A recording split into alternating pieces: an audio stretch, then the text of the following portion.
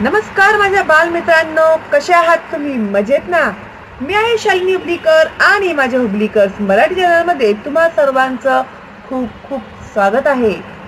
मी तुमच्यासाठी मराठी माध्यमातील विद्यार्थ्यांसाठी आणि सेमी इंग्लिश विद्यार्थ्यांसाठी खास सुरू केला आहे मराठी चॅनल, हुबलीकर्स मराठी चॅनल. ठीक आहे, तर त्याच्यामध्ये मी तुम्हाला शिकवणार आहे. आणि हा जो धडा आहे ना, तुमचा इयत्ता 8वीच्या विद्यार्थ्यांचा जो सायन्सचा धडा आहे, living world and classification of microbes. Living world म्हणजे सजीव सृष्टी आणि क्लासिफिकेशन ऑफ मायक्रोब्स म्हणजे सूक्ष्म जीवाणूंचं वर्गीकरण. हा धडा जो आहे तो मी तुम्हाला एक्सप्लेन केलेला आहे, पण ह्याचे जे नोट्स आहेत ना ते सुद्धा मी तुम्हाला एक्सप्लेन करणार आहे, जेणेकरून तुम्हाला धडा समजण्यामध्ये खूप मदत होईल. आता 1.1 biodiversity and need of classification. जैवविविधता म्हणजे काय आणि क्लासिफिकेशन म्हणजे वर्गीकरणाची गरज आपल्याला भासलेली आहे, तर ते आपल्याला ह्याच्यामध्ये दिले. Biodiversity and need of classification, जैवविविधता आणि वर्गीकरणाची आवश्यकता किंवा गरज. 1.2 व्हिटाकर्स 5 किंगडम क्लासिफिकेशन सिस्टम, हे ऑलरेडी शिकून झालंय आपलं. त्यानंतर 1.3 क्लासिफिकेशन ऑफ मायक्रोब्स. मायक्रोब्स म्हणजे सूक्ष्म जीव. तर इम्पॉर्टंट पॉइंट्स मध्ये आपण बघूया आधी. Can you recall text page 1. तुमच्या पुस्तकातील पान नंबर 1 मध्ये हे तुम्हाला विचारलेलं आहे. कॅन यू रिकॉल मध्ये what is the hierarchy of classification of living organism. Hierarchy म्हणजे क्रम. तर कोणत्या क्रमाने आपण हे लिव्हिंग ऑर्गॅनिझम्स जे आहेत त्यांचं क्लासिफिकेशन केलेलं आहे. तर answer, the hierarchy for classification is as follows. तर ती अशा प्रकारे आहे. सगळ्यात आधी येतं किंगडम, मग phylum, class, family, genus and species. Okay, genes पण म्हणतात त्याला, and species. 2. Who invented binomial system of nomenclature.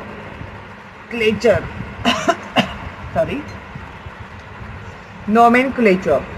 तर हू इन्व्हेंटेड म्हणजे कोणी शोध लावला बायोनॉमिनल सिस्टम ऑफ नॉमेनक्लेचरचा. तर त्याचा शोध लावला होता Carl Linnaeus. Invented binomial system of nomenclature. Okay, तर ह्यांचे जरा स्पेलिंग पाठ करा रे बाबा, लई किचकट असतात ह्या लोकांची नावं. ठीक आहे, आपल्या काय पर्याय नाही, आपल्याकडे काहीही पर्याय नाहीये. इज्जतशीर त्यांची स्पेलिंग पाठ करून टाका. 3. Which levels of hierarchy are considered while writing the name of binomial nomenclature. तर कोणत्या क्रमानुसार आपण लिहितो बायोनॉमियल नॉमेनक्लेचर, त्यांची नावं आपण कशा प्रकारे लिहितो. तर answer, the levels of hierarchy considered while writing the name in binomial nomenclature. बघा, अर्ध उत्तर प्रश्नातच भेटलं आपल्याला. त्यानंतर are, genus and species. The genus is written by the first word and the species is shown by the second word. किती सोपं आहे. जीन्स हे फर्स्ट वर्ड आहे आणि स्पेसीज जे आहे ते सेकंड वर्ड आहे की नाही. अर्ध उत्तर प्रश्नातच भेटलं आपल्याला. आणि त्याच्यामध्ये आपल्याला फक्त काय लिहायचं, पहिलं जे आहे ते आहे जीन्स आणि दुसरं जे लिहिलं आहे ते स्पेसीज.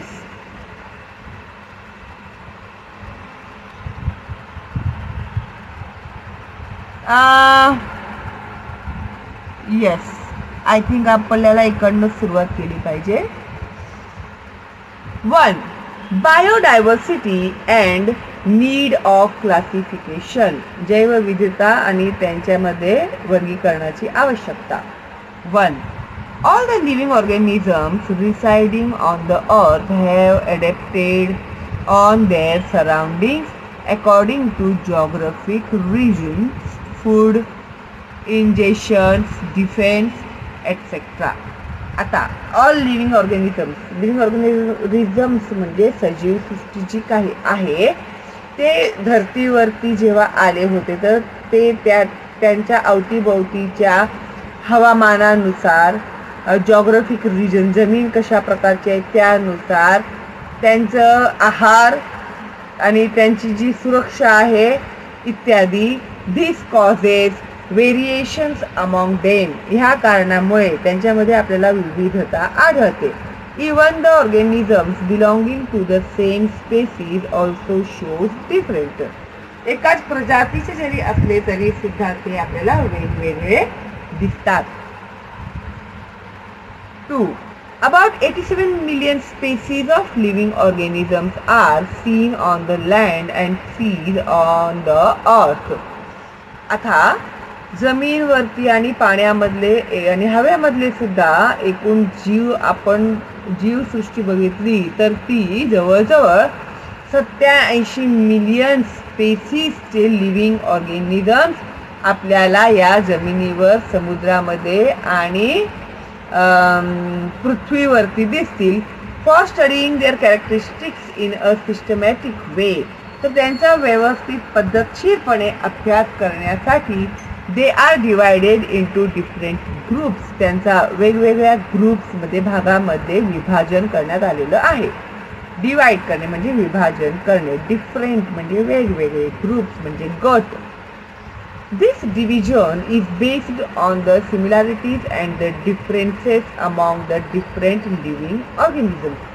आता ह्यांच्यामध्ये जे आपण विभागणी केलेली आहे, डिव्हिजन केलेलं आहे म्हणजे विभागणी केलेली आहे, ते कशाच्या बेसवरती केलेली आहे, कशाच्या आधारावरती केलेली आहे, तर त्यांच्या सिमिलॅरिटीज म्हणजे समानतेवरती, अँड डिफरन्सेस म्हणजे त्यांचा वेगळेपणा काय आहे त्याच्या आधारे. Among the different living things, वेगवेगळ्या लिव्हिंग थिंग्समध्ये त्यांची सिमिलॅरिटीज म्हणजे समानता आणि विविधता. Thus all the plants and animals are subdivided into groups and subgroups. अशाच प्रकारे प्लांट्स अँड ॲनिमल्स, प्राणी, प्लांट्स म्हणजे वनस्पती अँड ॲनिमल्स म्हणजे प्राणी, ह्यांना सुद्धा विभाजन करण्यात आलेलं आहे. ग्रुप्स अँड सब ग्रुप्स म्हणजे मध्ये. ठीक आहे. This process of placing them in different groups is called biological classification. आता ह्या सजीवांना जे आपण वेगवेगळ्या ग्रुपमध्ये प्लेस केलेलं आहे, वेगवेगळ्या ग्रुप्स त्यांचे बनवलेले आहेत, त्यांनाच वेगवेगळ्या ग्रुप्सनाच आपण म्हणतो बायोलॉजिकल क्लासिफिकेशन्स. ठीक आहे.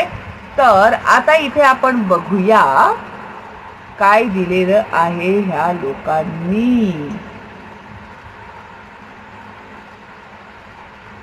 तर इथे हिस्ट्री ऑफ क्लासिफिकेशन, थोडीशी सर्दी झाली मला, प्लीज जरा टॉलरेट करा. तर हिस्ट्री ऑफ क्लासिफिकेशन, इयर बघा, वर्ष कोणत्या साली, 1735 साली. सायंटिस्ट कोण होता तर कार्ल लिनियस होता, Linnaeus. Okay. And how many kingdom, 2 kingdom आहेत. तर व्हेजिटेबिलिया अँड ॲनिमलिया. व्हेजिटेबिलिया, व्हेजिटेबल म्हणजे काय, वनस्पती, अँड ॲनिमलिया म्हणजे प्राणी. त्याच्यानंतर 1866 मध्ये 1866 म्हणजे हिकिल याने 3 किंगडम सांगितले, protista, plants and animals. Okay. Protista सूक्ष्मजीव असतं माहिती आहे ना तुम्हाला, अमिबा, प्रोटिस्टा, ते प्लांट्स अँड ॲनिमल्स. त्याच्यानंतर 1925 मध्ये चॅटन याने 2 किंगडम सांगितले, प्रोकायरोट्स अँड युकायरोट्स. त्याच्यानंतर 1938 मध्ये कोपलँड यांनी सांगितले 4 प्रकारचे किंगडम्स आहेत. ते आहेत Monera, protista, plants and animals. हे मी धडा शिकवला आहे तेव्हा डिटेलमध्ये शिकवलेला आहे, तर नक्की तुम्ही धडा बघा. 1969 रॉबर्ट हार्डिंग व्हिटाकर, अतिशय महत्त्वाचं आहे आणि मी तुम्हाला हे इम्पॉर्टंट सुद्धा दिलेलं आहे मार्क पुस्तकामध्ये. त्यांनी सांगितलं 5 किंगडम्स आहेत: Monera, Protista, fungi, plants and animals. 4. Whittaker's criteria used for classification. तर कोणत्या आधारावरती त्याने हे विभाजन केलेलं वर्गीकरण केलेलं आहे? तर कॅरेक्टरिस्टिक्स आणि त्यांचे type. Complexity of cell structure, prokaryotic and eukaryotic. त्यांची सेलची रचना, पेशी रचना जी आहे त्यांच्यामध्ये जे म्हणजे कॉम्प्लेक्सिटी जे आहे त्याच्या आधारे त्याने विभाजन केलेलं आहे, वर्गीकरण केलेलं आहे. ते आहेत prokaryotic and eukaryotic. Complexity of organisms, unicellular और मल्टीसेल्युलर, एकपेशीय आणि अनेकपेशीय. त्यानंतर मोड ऑफ न्यूट्रिशन काय आहे? तर plants autotrophic, photosynthetic, fungi saprophytic, absorption from dead and decaying matter, animals heterotrophic, consumers. हे मी ऑलरेडी एक्सप्लेन केलेलं आहे तुम्हाला तुमच्या लेसनमध्ये. Lifestyle, producers, plants, consumers, animals and decomposers, fungi. Phylogenetic relationship, prokaryotic and eukaryotic, unicellular to multicellular, prokaryotic to eukaryotic, unicellular to multicellular. 5 kingdom classification system अतिशय महत्त्वाचं आहे. हे तुम्हाला परीक्षेमध्ये 100% विचारलं जाणार. ठीक आहे. तर लिव्हिंग ऑर्गॅनिझम म्हणजे सजीव सृष्टी. प्रोकायरोट्स मध्ये कोण येतात? Unicellular, kingdom 1 Monera. त्याच्यानंतर जे युकायरोट्स आहे त्याच्यामध्ये 2 भाग होतात, युनिसेल्युलर अँड मल्टीसेल्युलर, एकपेशीय आणि अनेकपेशीय. युनिसेल्युलर मध्ये येतो किंगडम प्रोटिस्टा आणि मल्टीसेल्युलर हे जे आहे ह्याचे 3 भाग पडतात. एक आहे kingdom 3 fungi, kingdom 4 Plantae and kingdom 5 Animalia. तर हा जो चार्ट आहे तो पक्का करून टाका तुम्ही. त्यानंतर टेक्स्ट पेज 2 मध्ये as per the activities given in this page, observation of the organisms belonging to the kingdom of Monera, Protista and fungi can be done in the school laboratory. तर हे जे प्रॅक्टिकल आहे ते तुम्ही शाळेच्या लॅबोरेटरीमध्ये करू शकता. तर किंगडम मोनेरा जर आपण पाहिलं तर त्याचं कॅरेक्टरिस्टिक काय आहे? All are unicellular, either autotrophic और heterotrophic. 3 prokaryotic cell structure without distinct nucleus and cell organelles. आता मोनेराच्या बद्दल आणि आपण विचार केला ना तर ऑल आर युनिसेल्युलर म्हणजे एकपेशीय असतात ते. ठीक आहे. जेवढेही मोनेरा आहेत ते एकपेशीय असतात. 2 आयदर ऑटोट्रॉफिक और हेटरोट्रॉफिक. ऑटोट्रॉफिक म्हणजे स्वयंपोषी आणि हेटरोट्रॉफिक म्हणजे परपोषी. स्वयंपोषी म्हणजे स्वतःचं अन्न स्वतः तयार करणे आणि हेटरोट्रॉफिक म्हणजे दुसऱ्या अन्नावरती अवलंबून असणे, दुसऱ्या अन्नावरती. जसे आपण माणसं आहोत ना, दुसरं अन्न खातो ना आपण, आपल्या अंगात अन्न तयार करतो का? नाही. 3 prokaryotic cell structure without distinct nucleus and cell organelles. आता प्रोकायरोटिक म्हणजे आदी केंद्रकी म्हणतात त्याला मराठीमध्ये. तर ते पटलबद्ध केंद्रक किंवा पेशी अंगके नसतात.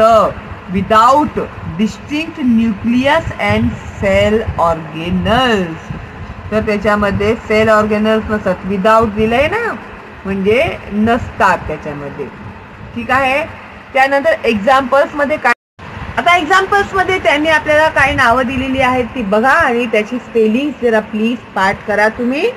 तर 2-2 नावे लिहामध्ये आलं ना तुम्हाला तर ते लिहिता आलं पाहिजे. तर एक्झाम्पल्स काय आहे, बॅक्टेरिया क्लोस्ट्रिडियम टिटॅनी,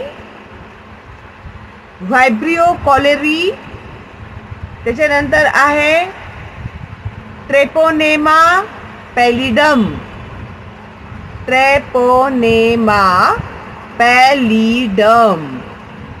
त्याच्यानंतर जो आहे तो आहे स्ट्रेप्टोकोकस, स्ट्रेप्टोकोकस.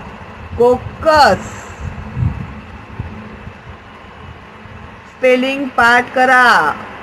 न्यूमोनी, त्याच्यानंतर आहे लेजिओनेला न्यूमोनी. हे पीचा उच्चार होत नाही याच्यामध्ये. Salmonella typhi, Staphylococcus aureus. त्याच्यानंतर आहे क्लोस्ट्रिडियम बोट्युलिनम, क्लोस्ट्रिडियम बोट्युलिनम. तर हे त्यांचे उदाहरण आहे. 2-2 नावे लिहामध्ये जर मोनेरा विचारलं तुम्हाला तर हे 2 एक्झाम्पल्स तुम्हाला लिहिता आले पाहिजेत. त्याच्यानंतर आहे protista 1, unicellular organisms with nucleus enclosed in a nuclear membrane. Unicellular organism protista हा सुद्धा एक पेशीय असून त्याला काय असतं, पटलबद्ध केंद्रक असते. ओके, विथ आहे ते, विदाउट नाही. वरती विदाउट दिला आहे, इथे विथ आहे. ठीक आहे. तर च्या बरोबर 2. स्यूडोपोडिया और सिलिया और फ्लॅगेल्ला फॉर लोकोमोशन. आता त्याच्या प्रचलनासाठी त्याच्यामध्ये काय काय असतं, तर स्यूडोपोडिया और सिलिया और flagella for locomotion. 3. Autotrophs possess chloroplast. तर ते ऑटोट्रॉफ्स असतात म्हणजे स्वयंपोषी असतात आणि क्लोरोप्लास्ट जो असतो तो त्याच्यामध्ये असलेला हरितद्रव्य असतो. हिरवं असतं ना, पानं सगळी हिरवी असतात की नाही, तर त्याच्याद्वारेच ते लोक कार्बन डायऑक्साईड आणि सूर्यप्रकाश आणि मातीतून जे त्यांना सत्व मिळतं त्याच्या आधारावरती ते स्वतःचं अन्न तयार करतात आणि त्याच्यातला प्रमुख घटक जो असतो तो असतो क्लोरोप्लास्ट. ठीक आहे. ऑटोट्रॉफ्स म्हणजे स्वयंपोषी. त्यानंतर त्यांची जी उदाहरणं दिलेली आहेत ते आहे युग्लिना, वॉल्वॉक्स, अमिबा, पेरामोशियम, प्लाझ्मोडियम इत्यादी. युग्लेनाची स्पेलिंग बघा, नाहीतर UGLENA लिहाल तुम्ही. तर हे स्पेलिंग पाठ केल्याशिवाय तुम्हाला पर्याय नाही. Euglena, volvox, amoeba, paramecium and plasmodium etcetera. त्याच्यानंतर दिलं आहे फंगी. फंगी जे आहे ते आहे नॉन ग्रीन म्हणजे त्याच्यामध्ये हरित द्रव्याचा समावेश नाही, नॉन ग्रीन आहे तो. युकायरोटिक म्हणजे तो आहे परपोषी. Heterotrophic organism. तर हे दृश्य केंद्रकी सजीवांमध्ये यांचा समावेश होतो. 2. तर saprotrophs feeding upon decaying organic matter.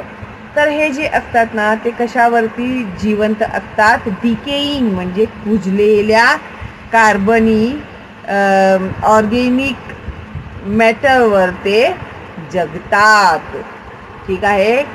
बुरशी असते ना, कुजलेल्या ह्याच्यावरती आलेली बुरशी, ते त्याच्यावर ते जगतात. 3. Cell wall made up of complex sugar chitin. त्यांचे जे पेशीभित्तिका असते, सेल वॉल म्हणजे पेशीभित्तिका जी असते ती कायटीन या जटिल शर्करेपासून बनलेली असते. शुगर म्हणजे शर्करा. 4. Thread like body with many nuclei. तर त्यांच्या अंगावरती तंतू असतात. तंतू म्हणजे माहिती का तुम्हाला? जसं ते तंतू म्हणजे बारीक बारीक असे हे असतात ना धाग्यासारखे, त्याला तंतू म्हणतात. तर ते त्याच्यामध्ये असंख्य असतात.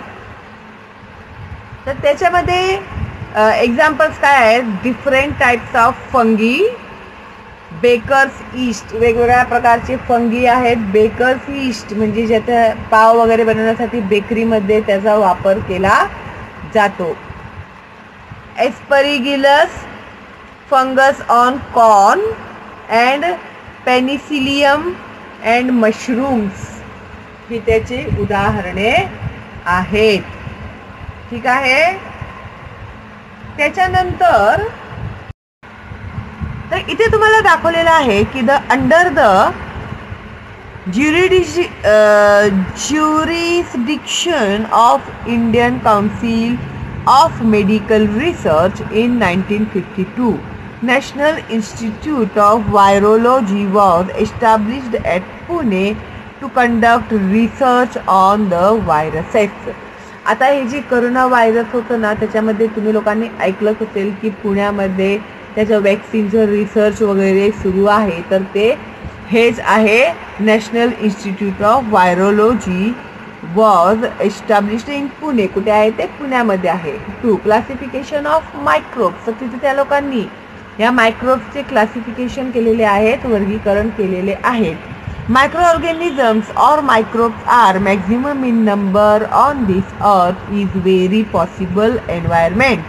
They can be divided into following groups. तर हे पूर्ण जगामध्ये हे साधारणपणे आपल्याला मायक्रोब्स दिसतातच. तर त्यांना ह्या ग्रुप्समध्ये त्यांनी डिवाइड केलेले आहेत. तर त्याच्यामध्ये काय काय आहेत भाग? एक आहे टाईप म्हणजे कोणत्या प्रकारचा तो व्हायरस आहे, जीवाणू आहे किंवा विषाणू आहे. तर साईज कसा आहे, त्याचा आकार किती आहे, ते कॅरेक्टरिस्टिक्स म्हणजे त्याची लक्षणे काय काय आहेत, एक्झाम्पल्स त्यांची उदाहरणे काय काय आहेत. सगळ्यात आधी आहे virus. 10 nm to 100 nm, 10 to 100 times smaller than bacteria. बॅक्टेरियापेक्षा 10 ते 100 टाइम्स एवढा तो सूक्ष्म आहे, लहान आहे. बॅक्टेरियापेक्षा तो व्हायरस लहान आहे. त्याचे लक्षणे काय असतात? 1. Organisms on the borderline between living and non-living, extremely minute, visible only through electron microscope. आता हे जे व्हायरस आहे ना ते सजीव आणि निर्जीवांच्या सीमारेषेतील जीव आहे. त्याला सजीवही म्हणता येत नाही, त्याला निर्जीवही म्हणता येत नाही. ठीक आहे. अशा बाउंड्रीतला हा जीव आहे. एक्स्ट्रीमली मायन्यूट म्हणजे तो अति सूक्ष्म आहे. Visible only through electron microscope. Electron microscope जे आहे, सूक्ष्मदर्शक जे आहे त्याच्याच खाली ते आपल्याला दिसू शकतं. 2. In the form of independent particles. आता ते स्वतंत्र कणांच्या रूपात आपल्याला दिसेल. मायक्रोस्कोपच्या खाली आपण बघितलं तर ते स्वतंत्र कणांच्या रूपात आपल्याला दिसेल. इंडिपेंडेंट म्हणजे स्वतंत्र, पार्टिकल्स म्हणजे कण. A long molecule of DNA or RNA having a covering of a protein coat in the form of independent particles. A long molecule of molecule म्हणजे रेणू, लांब लचक रेणूंनी तो बनलेला असतो DNA किंवा RNA च्या कव्हरिंग मध्ये. तर त्यालाच प्रोटीनचे आवरण असते, कोटिंग असतं, त्याला प्रोटीनचं कोटिंग असतं. 3. Can survive only in other host living cell. आता केवळ दुसऱ्या जिवंत पेशीतच ते राहू शकतात. Produce viral proteins with help of host cells. आता या पेशींच्या मदतीने ते विषाणू स्वतःची प्रथिने बनवतात. Create their numerous replica. काय बनवतात ते? त्यांच्या अनेक असंख्य प्रतिकृती बनवतात. एकाच सारखे अनेक जीव बनवतात. Destruction of the host cell. आता जी यजमान पेशी असते ना त्याचा नाश होतो. ठीक आहे, जो यजमान पेशी असतो त्याचा नाश होतो. त्यानंतर free viruses cause reinfection to other new host cells. आणि अशा प्रकारे पुन्हा नव्या पेशींना हे संसर्ग करतात. And 4. Causative agent for many plant and animal disease. त्यामुळे हे जे व्हायरस आहेत ना हे काय आहेत? प्लांट आणि ॲनिमल मध्ये रोग निर्माण करणारे आहेत, रोगकारक आहेत. डिझीज म्हणजे रोग, आजार. आता त्याची उदाहरणं दिलेली आहेत तिथे. एक्झाम्पल्स. 1. ह्युमन म्हणजे माणसांमध्ये आपल्याला कोणत्या रूपात हे आढळतात? तर polio virus, influenza virus, HIV AIDS virus etcetera. ठीक आहे, हे तर तुम्ही ऐकलेलेच असणार. त्यानंतर कॅटल म्हणजे गुरांच्या मध्ये ते आपल्याला कशा रूपात दिसतात? तर पिकॉर्ना व्हायरस, पिकॉर्ना व्हायरसच्या रूपात आपल्याला ते गुरांमध्ये दिसतात. त्यानंतर 3 आहे प्लांट्स. प्लांट्समध्ये ते आपल्याला कोणत्या रूपात दिसतात? तर टोमॅटो विल्ट विषाणू.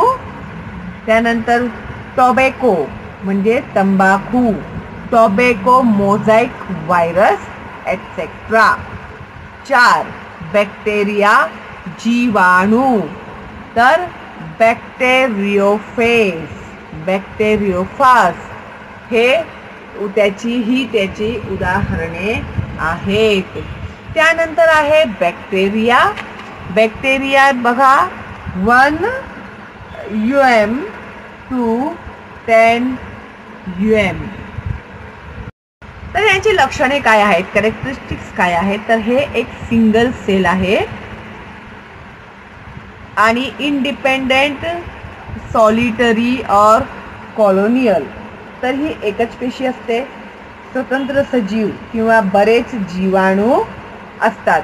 कॉलोनियल फॉर्मिंग कॉलनीज म्हणजे ते वसाहतीत राहतात. 2. Prokaryotic with cell wall, no well formed nucleus, cell organelles are absent. तर हे आदिकेंद्रकी असतात. ह्यांच्यामध्ये पेशी भित्तिका असते, मात्र केंद्रक व पटलयुक्त अंगके ह्याच्यामध्ये नसतात. Cell organelles are absent. 3. Reproduction. तर त्यांच्यामध्ये रिप्रोडक्शन कशा प्रकारे होतं, प्रजनन कशा प्रकारे होतं? तर सिंपल बायनरी फिशन म्हणजे द्विखंडी भवन होऊन किंवा द्विविभाजन होऊन, म्हणजे 2चे 4, 4चे 8 असं, 8चे 8 8 64 अशा प्रकारे त्याच्यामध्ये विभाजन होतं. हे मी लेसन एक्सप्लेन केलं आहे, त्यावेळी तुम्हाला डिटेलमध्ये शिकवलेलं आहे. 4. Vigorous growth in favorable conditions, number doubles in 20 minutes. तर ह्यांच्यामध्ये पटापट रिप्रोडक्शन होतं आणि ते पटापट वाढतात. त्यांची वाढ सुद्धा अतिशय तीव्र गतीने होते आणि प्रचंड आणि वेगानेही होते ती, आणि 20 मिनिटात त्यांची जी संख्या असते ती दुप्पट होते. तर त्याची उदाहरणे काय आहेत, तर ते आहेत कोकस, कोकोबॅली, बॅसिलियस, वायब्रियो अँड स्पिरिलियम. म्हणजे सर्पिलाकार, सापासारखा त्यांचा आकार असतो. कोकस म्हणजे गोल असतो. कोको बॅसिलस म्हणजे दंडगोलाकृती असतो. बॅसिलस म्हणजे दंडाणू आकार असतो त्याचा. वायब्रियो म्हणजे स्वल्पविरामासारखा त्याचा आकार असतो. अँड हे जे आहे स्पिरिलम जे आहे ते आहे सर्पिलाकार म्हणजे सापासारखा आकार. हे आपण पुस्तकामध्ये ऑलरेडी पाहिलेलं आहे आणि मी ते तुम्हाला आकृत्या एकदा काढायला सुद्धा सांगितलेल्या आहेत. जर तुम्ही काढलं नसेल आणि तुम्ही पहिल्यांदा बघत असाल तर नक्की काढा त्या आकृत्या. त्यानंतर आहे प्रोटोझोआ. 200 ह्याला काय म्हणतात रे, कुणाला माहिती असेल तर प्लीज मला कमेंट करून सांगा. हा UM सांगते मी आता, पण तुम्हाला माहिती असेल तर प्लीज सांगा मला. 1. Present in soil, C water and fresh water. तर प्रोटोझोआ जो असतो त्याची कॅरेक्टरिस्टिक्स काय आहेत, ते मातीमध्ये, समुद्राच्या पाण्यामध्ये आणि फ्रेश वॉटरमध्ये आपल्याला आढळतो. सम पॅथोजेनिक, काही जे असतात ते रोगकारक असतात. Present as parasites inside the host body.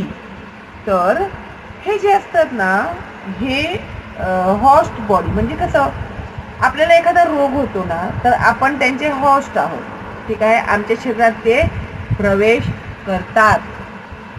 तर हे जे आहेत हे काही रोगकारक असतात आणि ते इतर सजीवांच्या शरीरात राहतात. युकॅरियोटिक unicellular organism.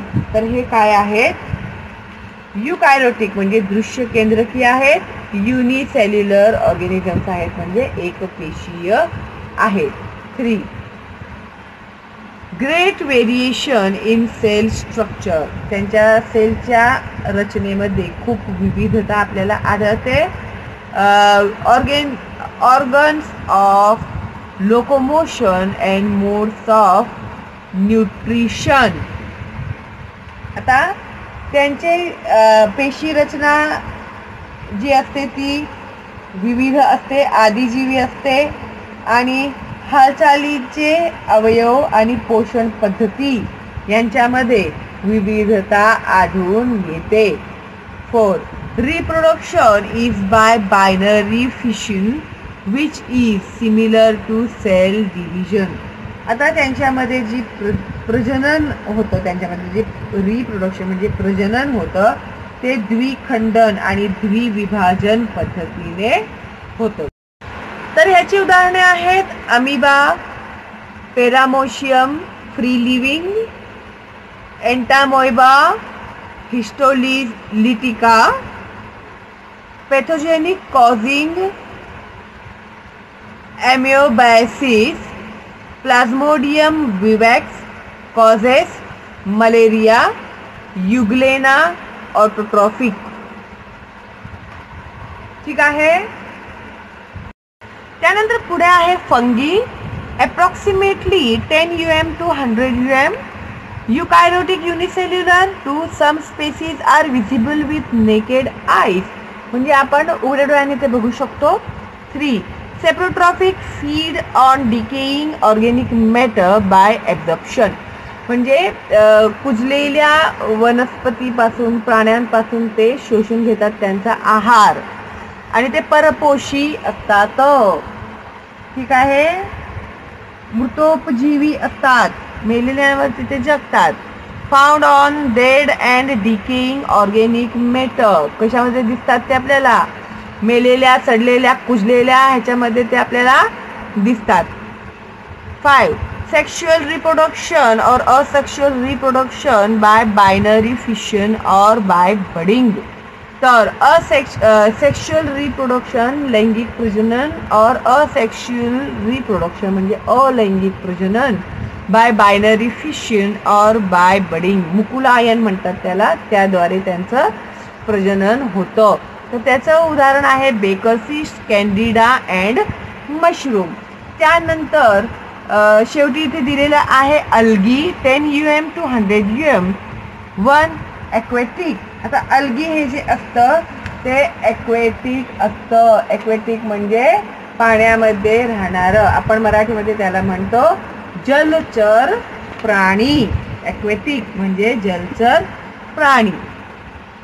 2. युकॅरियोटिक, unicellular and autotrophic, तर हे आहे दृश्य केंद्रकी, एकपेशीय आणि स्वयंपोषी सजीव. 3. photosynthesizing organisms having chloroplast, तर हरित लवक ह्याच्यामध्ये असतो, त्याच्याद्वारे ते काय करतं?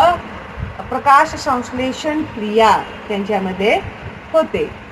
देन क्लोरेला अँड क्लॅमिडोमोनस हे त्याचे उदाहरणे आहेत. ठीक आहे, मेहरबानी करून आज स्पेलिंग पाठ करा आणि पुढच्या भागामध्ये मी तुम्हाला प्रश्नांची उत्तरं कशा प्रकारे लिहायची, प्रश्न कसा समजायचा आणि उत्तर कशा प्रकारे लिहायचा ते शिकवणार आहे. तर विदाउट फेल सबस्क्राईब करा, बेल आयकॉन टॅप करा, लाईक करा माझ्या व्हिडिओला आणि फॉरवर्ड करा तुमच्या मित्रमैत्रिणींना आणि नातेवाईकांना. तोपर्यंत चांगल्या प्रकारे अभ्यास करा. आपण भेटूया लवकरच. Bye bye.